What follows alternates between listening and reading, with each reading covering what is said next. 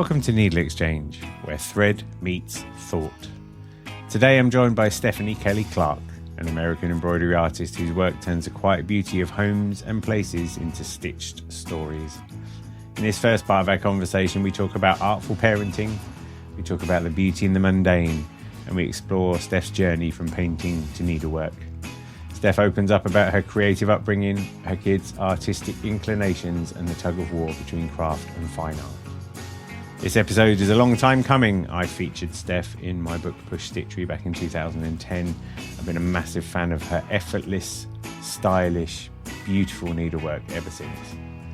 If you want to hear a conversation with another of my personal heroes, then episodes 61 and 62 with the mighty Michelle Kingdom would also be worth a listen, one of my other favourite world builders.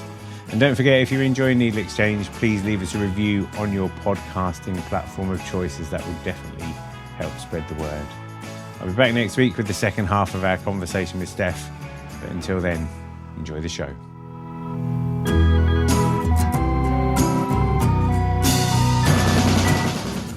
I wanted to start by talking about, so one of the things I write down when I think about you is about life as art. And one of the things I notice is that you, as a parent, are not afraid to make your children do art things. And I thought, as someone who is a parent as well, I thought we should just talk around the houses, because you're quite bold in that direction, I feel. I feel like, I don't know, my parents gave me free rein to be an artist and be creative. My mom was a crafter. My dad is actually an artist himself. He went to college. He didn't finish because he dropped out to be a ski bum, but he was majoring in calligraphy. And so I come from a family of creatives and people with just, that artistic drive. But yeah, my mom was a huge crafter. And so anytime we're bored, she just encouraged us to go craft, do whatever we wanted. And I can't say, I don't know where it stemmed from, but I kind of bring that same thing with my kids. They love to craft. They love to draw. My son lately has been very into drawing. In fact, it's kind of now his downtime. Sometimes he'll get overstimulated, and now we've discovered that that's kind of his way to decompress. And sometimes I wish he would be a gamer, just because it would be nice to get him out of my hair or get him out of his sister's hair, so he's not bothering his sisters. But he'll play video games for a little bit, but then he's like, and then he just goes and draws. And it's gone to the point where it's like, we're killing so many trees, Reeves, because he'll go and steal all my computer paper from my printer, and just stacks of computer paper just of his drawings, and then he'll just chuck them, and so there's just piles of paper everywhere. And but when I'm cleaning it, I love it because I'm seeing these little characters that he's drawing, and you kind of get into the minds of my kids through their drawings. And I completely encourage it. I love it. I want them to love and appreciate art. I always think that's where some of the comic book artists that I admire the most were those kind of kids, weren't they? Just drawy. And it's interesting. I've yet to find out with my daughters what they really love. I know that Flora's sort of a nerd in the right kind of way. Like, she gets really excited talking about science and history and stuff. But also, we do these random things where I'll just challenge her to draw something. So the other day I challenged her to draw 2 zebras that had fallen out over something, and then some hamsters that were seeing it and laughing or whatever. And then then she'll dive into that. It's almost like she likes the design elements. Yeah. Whereas, But what I find as well is that I'm almost desperate to project onto them, this must be the thing you're going to be brilliant at. I'm glad I found it or whatever. But I don't think it works like that. I don't know what you think. I don't think it works like that at all. That was one thing with Reeves, my son. I always encouraged him to draw if he wanted to, and same with all my kids. But it really has just been a thing that's blossomed on his own. We don't really push any of it.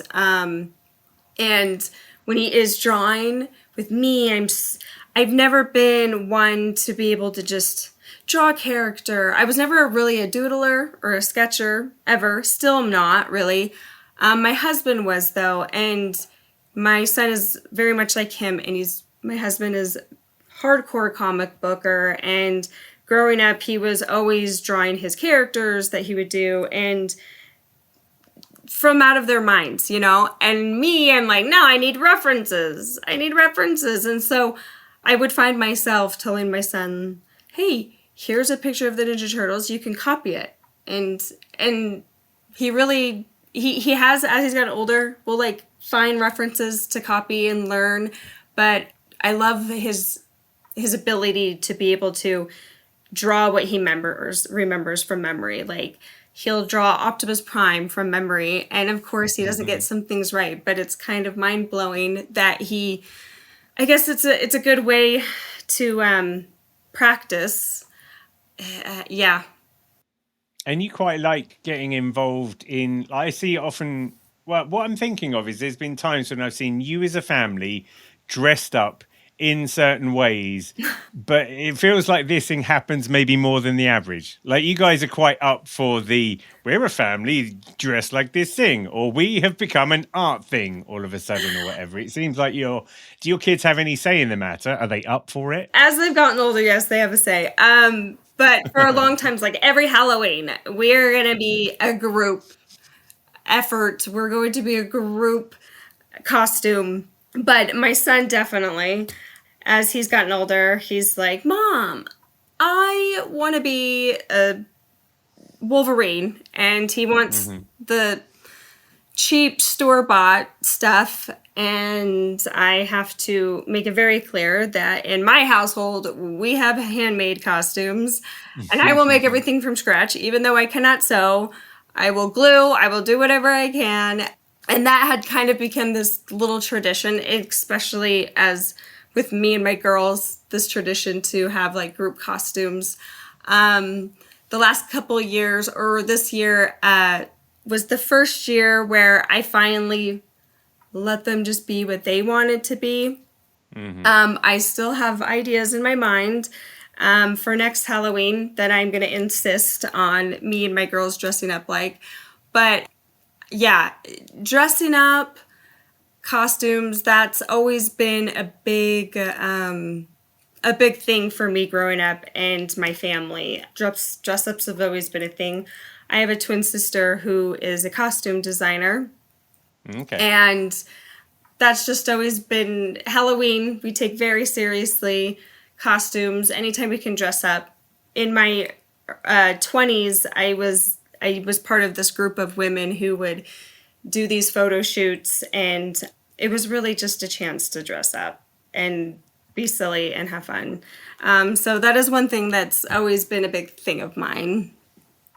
I sometimes look at you because I've admired you from afar, Steph. And I've admired you from afar since the minute you came out. But sometimes I think it feels like you live in the world that Wes Anderson lives in. Oh, I do love Wes Anderson, and I would love to live in one of his worlds. I guess I do find myself being inspired by his art and his not only just like his storytelling, but the visuals for sure. But it took a while for me to actually, I guess, understand his work or the humor in his work, because it's very dry. And through high school, I was like, I don't get it. I don't know. I watched Life Aquatic. I think it was my first one. And I was like, I don't get it. And then when I actually matured and became an adult and then watched his Life Aquatic again, I was like, oh, wow, this is beautiful and and visually stunning. But yeah, I take that as a compliment. Thank you. That is what it was meant. But I think there's something about, and I don't know. I find I don't have a lot of artistic output, but it's interesting when ideas creep up, and I find that there's something about the beauty in the mundane, which I think is the thing that maybe speaks in his work, and I think that happens with yours as well. Is that you've always done. your dwellings. The dwellings were the first thing that I fell in love with. And Yeah. you've just got these images of little houses and they're just normal little houses. But the way that you've done them makes them beautiful, normal little houses. And I wonder where, like, how do you see the beauty in the mundane? Is that a thing? Yeah, in fact, that's what like that series of the little houses, when I first had that idea, that's essentially the concept of that series was just the mundane. It was just the I just want to capture these houses that people live in. Everyone lives in a home of some sort. We live in these little boxes, and then what happens in those homes is very intimate to the individual. There's beauty that happens in the homes. There's trauma that happens in homes. This is where people grow up. And so it was just like these ideas of what happens in these homes, but also the homes themselves become like little self-portraits too. The way people, what color they paint their house and the style and how they do the landscaping. And so I guess it's mundane. It's something simple, but but is mundane really mundane? There's always something deeper in there.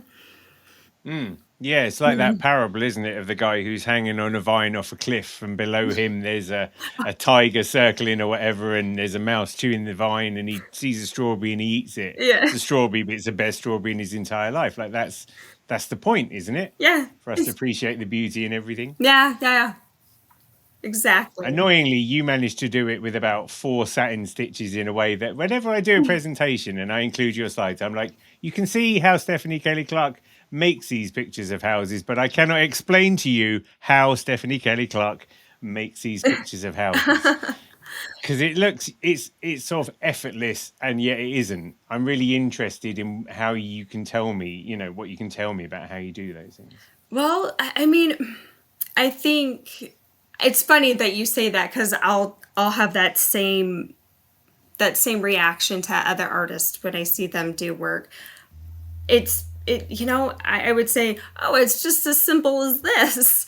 But where my background was in painting and drawing, and then with the painting, and when I was in school, and I've talked about this before, like I took a drawing class my senior year and just kind of took a little break from painting because I wanted to focus more on my drawings, so my paintings can be better.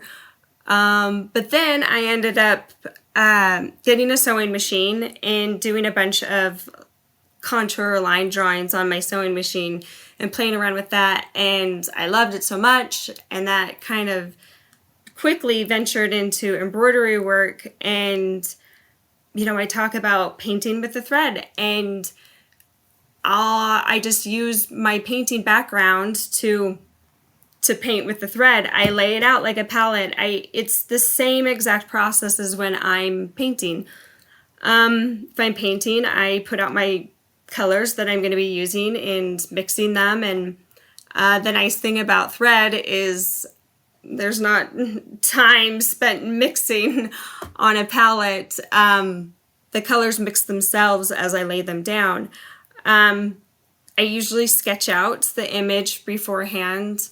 I'll have a reference a lot of the time, and I just paint what I see, and I throw the colors down. Sometimes I'll switch up the colors to make them more vibrant or playful, and that's the layering will create shadows that paint can't do because it's too flat or two-dimensional.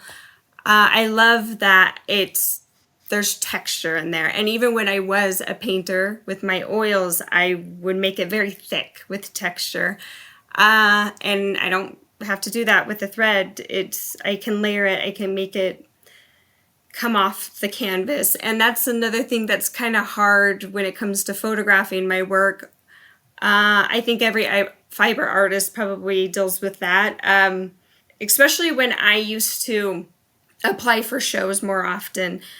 You send them images of your work, and a lot of the time, most galleries are they'll just flip through the little thumbnails to see what catches their eye for certain shows. And a lot of times my stuff would get missed because they just thought it was either some photographic collage or a painting. But it's more interesting when they discover that it's embroidery, that it's thread, that it's actual fibers. And that's why with my work, it's just, I love that you can touch it and feel it, and it's soft and it can collect dust. But yeah, as far as like just I'm a painter. That's what I consider myself. So they're not big pieces, a lot of them, are they, as well? I think that's what I've always been struck by is, like, for instance, another person who is akin to what you're saying would be Danielle Fiancee Knowles. yeah. She paints with thread, she Yeah. uses color, she uses tone, she's got a very distinct style.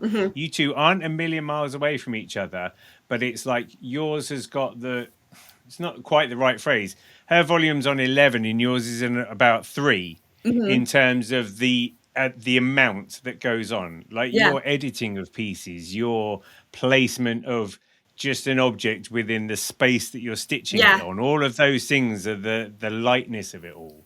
Yeah.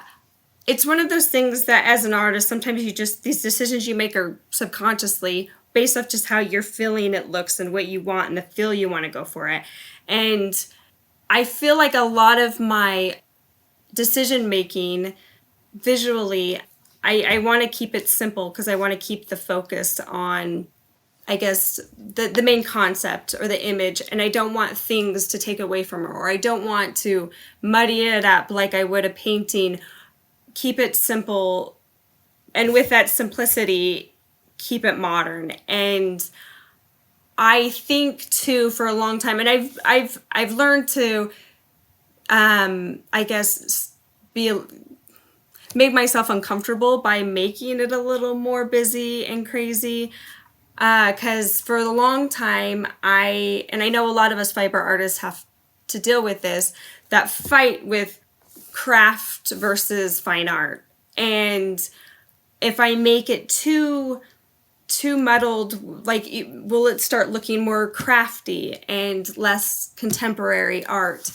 And so a lot of the time when I'm trying to make a decision on the composition, that's usually going through my mind. Like, I want this to look like a contemporary piece. And sometimes it's hard when you're using a traditional craft that people will argue, should it be defined as a fine art or a contemporary art? Because it's an old material or an old medium that's only grandmas use. And it is hard for me when people do, oh, you're an artist. What kind of artist are you? And then I was like, I do embroidery work. And then they're like, oh, okay, cool. Like, I think instant, they're like, that's not an artist. Like, you just do probably some cross stitches, for your wall. Like, and then I have to explain, oh no, like, I do contemporary work with it. And usually I just have to show them because it's hard to describe, especially now because I'm venturing into the 3D world and then trying to explain to people that I create 3D works with embroidery. It's just, for some people, it's like, I don't understand what you're saying. But yeah, that's... What I want to do, I can't decide. I think I'm going to lean into that. Let's lean into that. Okay. Let's go on about, so how much does that weigh on you then? When you're making a piece, are you going, people are going to be like, it's needlework? Like, how much does that debate weigh on you? Very little anymore, really. Okay. I think when I was first venturing into the fiber arts world, I was still a college student. I was still trying to find the type of artist I wanted to be. I wanted to find me, and I didn't know what that was. Like, when I first went to the University of Utah, I was like, I'm going to be a painter, and I'm going to paint beautiful still lifes that people are going to want to hang on their wall. I wasn't a conceptual artist at all. I wasn't really taught how to be a conceptual artist, but when I went to the U, I had professors that are like, great, go paint your little still lifes, but like, what are you saying with your work? And like, ugh. And it didn't take long for me to realize, oh, this is what I want to do. I want to tell stories with my work, and painting is all I knew. So I was a painter, and I was planning on being a painter, and I would do figures and portrait work. And I felt like, sometimes when you find yourself, you're good at something and everyone notices you're good at something. So then everyone wants you to paint portraits. And so then I tell myself, oh, I guess I'm a painter porter. I guess that's who I am. And then once you get stuck in that, it's really hard to like venture out of it, because then you feel like, but I'm going to lose myself as the artist that I just defined myself as. And once I started just, now I can do whatever I want. And I don't have to paint figures. I don't have to, I can literally do whatever I want and no one can stop me.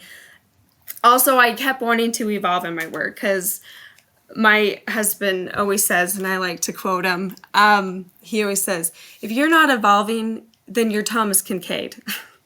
No offense to, what do they call him? The artist of light. But there was no evolving in his work. And I know I wanted to always evolve, because I always have like ideas in my mind. And instead of just like, nope, I can't do that idea because it's not Stephanie, I just stopped with that. And if I have an idea, I'm just going to do it.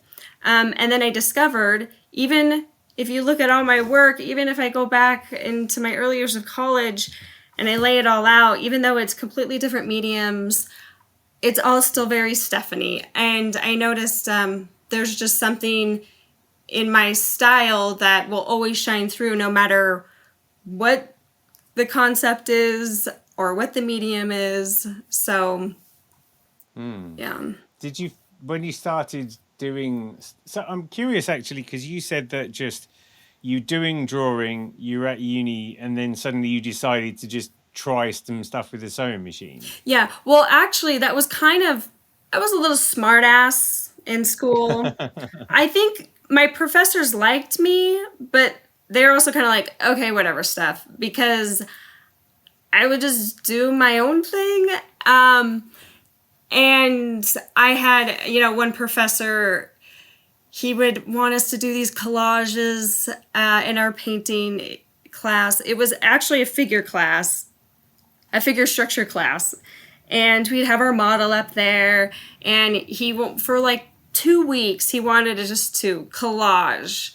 We had stacks of magazines, and we'd have to get the values and the colors right and collage their figures. And I'm like, this is nonsense. So I would sit in my little corner and just paint the model and do whatever I wanted to do. And then one week I was like, fine, I'll do the collage. And I did the collage. I got like half of the figure done. And then going back to painting after that, it was like this little light bulb. I'm like, oh, this is like, I understand the collage and what he was trying to get us to do. I saw the figure differently. I saw, values and colors and different shading completely differently. And in fact, now essentially that's what I do with embroidery. It's just collaging thread together to create an image. But I took a class, it was a drawing class, but the professor, who I do love, and he has since passed, Sam Wilson, his stuff is amazing. But he's an old dude, and he's burnt out. And the beginning of the semester, he's like, you know what? It's a drawing class, but you guys can do whatever you want. You can paint, you can draw, you can do whatever you want.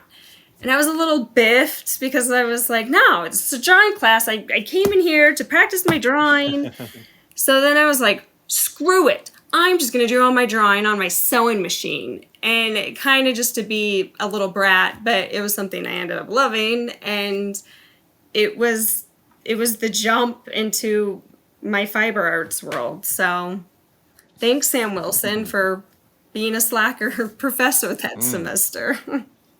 Just a random question. Did you ever wear avant-garde hats at the time? You feel like the sort of person who, like from what you were saying about being a brat or something, I could just imagine you. Well, yeah, no, I didn't ever wear avant-garde hats. But that just like made me remember I had to take a 3D class, and we had to come up, I'm trying to remember what the project was. We had to come up with a piece for a public space and I came up with this idea to make giant hats for buildings. So like go to Salt Lake City and just these giant hats on some of the biggest buildings that are in the city, just to be fun and to be funny. Like put a giant cowboy hat on the giant Wells Fargo banking building in downtown Salt Lake City. And I had to make like a mock-up model of it. And I had the Salt Lake City, and then like these giant hats for these buildings. So I wasn't wearing the hats. I was putting them on buildings. I was putting them on significant architecture around the town. Yeah. I like it. When you first started moving into needlework then, did you at any point have to was there a tension with the fact that it was needlework? I know you said you were kind of at peace with it, or you weren't bothered what people would think about you using the medium, but did you ever do because I'm using needlework, the content that I'm doing has to have a bit more chutzpah about it or something? Was there any of that? Yeah, I would kind of struggle with that, because like I would be like, well, because I'm using this medium of embroidery work, I felt like it had to the conceptual story that I was telling, whatever it was, the imagery that I was embroidering had to somehow make sense with the medium. And I did like that idea, especially when I did the homes, because the homes, I liked the idea of using this, well, I guess, very homey type medium for a domestic concept of homes. And then I've also loved tying in my embroidery work involving or intertwining into the concept of my heritage and my grandmas who used to do embroidery work and used to do tatting, doily making, and that kind of stuff. So I really would, when I would get conceptual, I would intertwine the medium with the actual concept. And I felt like I had to for a long time too. But then after that, I was like, no, whatever my concept is, I just want to use embroidery for it. As of right now, I have a show coming up in April. I'm doing a couple pieces for a show in April, or no, not April, May. The pieces are due at the end of April. And the concept of them is very personal to me, about my growth and stuff like that. And it's like, from here on out, it doesn't matter what my concept is, I'm going to be using embroidery, just like a painter would be using paint. And it doesn't really tie into why I'm in the embroidery work isn't really tied into the concept anymore. It's just the medium that I'm using. Yeah, I feel like it's a process that everyone has to go through in this medium, though, because this medium is this medium, for sure, because it's a craft, or like a tapestry. It's I feel like people would get confused, like, well, what the concept is this? Why is she using embroidery work to do this? If people want to question it, I don't care anymore. Yeah. It's my medium. Yeah, and it comes from a place of like peace when you can just go, I'm an artist that uses embroidery, because Hmm. you've had to go through that whole, you know, talking about the gender discourse, talking about the Yeah. art versus craft thing. I think Yeah. you know, I've spoken to enough people now that I see people at different points of that journey, and I recollect my own going through it. Yeah. So when you get to that point where you're just like, no, I'm an artist and this is my medium, Hmm. like when we can just call it art and we don't have to call it textile art, or we don't have to call it needlework art. Yeah, we don't have to try to defend it as a contemporary fine art, you know?